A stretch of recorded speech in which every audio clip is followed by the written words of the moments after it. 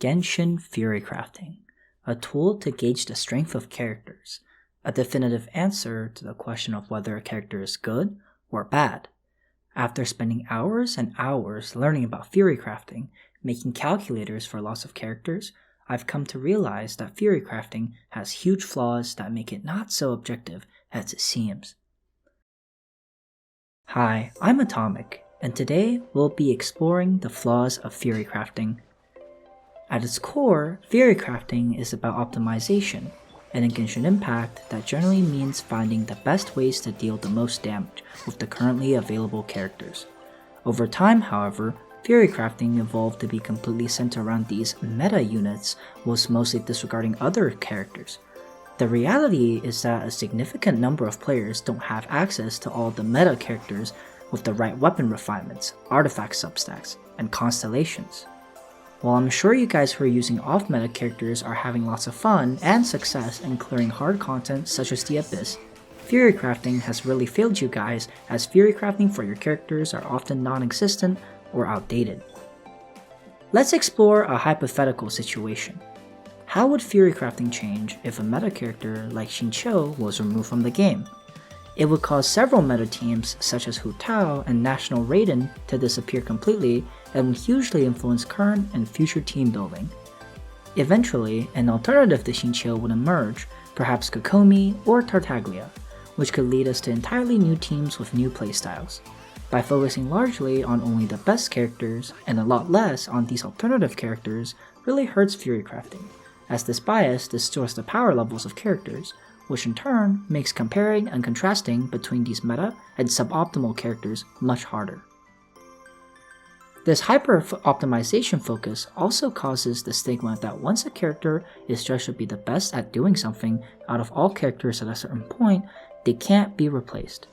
How Theorycrafting paints characters affects everyone's perception of them, whether if you're a meta player or not. Going back to the Xingqiu example before, people are only now realizing the full potential of Kokomi. On release, she was fought as one of the worst characters, but the rerun forced a deeper dive into her, which fully revealed what Kokomi is capable of. The fact that it took a whole rerun for Kokomi to be Theorycrafted again is crazy, and goes to show why the stigma is harmful to the game. Players and Theorycrafters tend to generally stop thinking of a character once their banner ends, which means that proper exploration of the characters slows down dramatically until they get a rerun.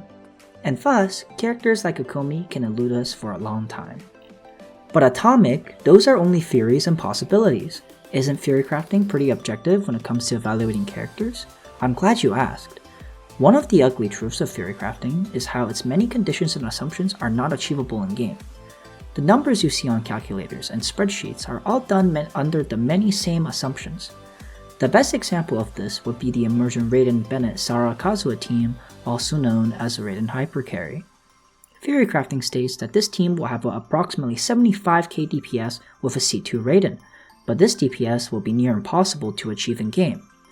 This team's ideal situation is to be against a single high HP boss or monster, but even so, a few of them, such as the Golden Wolf Lord and Mago Xingqiu, have mechanics that can render them invulnerable to damage, hurting Raiden's DPS if her burst was cast during those moments. These numbers also assume the best team combo, which is 3 normal attacks, 1 charge attack repeated 3 times altogether, then 1 normal attack with a charge attack to finish it off. This is very difficult to pull off, as messing up even a little means you lose the last part of the combo. For those of you who have Raiden, how efficiently can you pull off these combos when you're trying to dodge attacks and chase enemies? These challenges all make it near impossible to achieve Raiden's theoretical damage in-game. All of this is not to say that the team is unviable or bad. The point is that Theorycrafting is so focused on obtaining the bigger numbers sometimes, it completely disregards the in-game applicability and playstyles of teams. Combine this with the large influence Theorycrafting has over the player base, Theorycrafting in turn draws people towards teams with big artificial numbers and pushes them away from the more consistent and reliable teams, which could also potentially be more enjoyable. Theorycrafting dictates that team strength is based purely on DPS, a dangerous psyche to have, which ultimately hurts the player's understanding of the game and turns them into number-focused maniacs. The ultimate goal of Theorycrafting is to try and answer the question of which characters are good and which characters are bad. but it fails to do so, at least completely. Should we ignore theorycrafting then, or dismiss it as useless? Absolutely not. Theorycrafting may fail to answer that question, but it's still a powerful tool. At the end of the day, we play Genshin Impact for fun, whatever that means to you. For many of you though, that means using the characters you enjoy, no matter if you're a meta player or not. Theorycrafting can still expose you to new team compositions and new playstyles for those characters. Just always understand that theorycrafting is only part of the picture, finding only some of the powerful and effective combinations out there.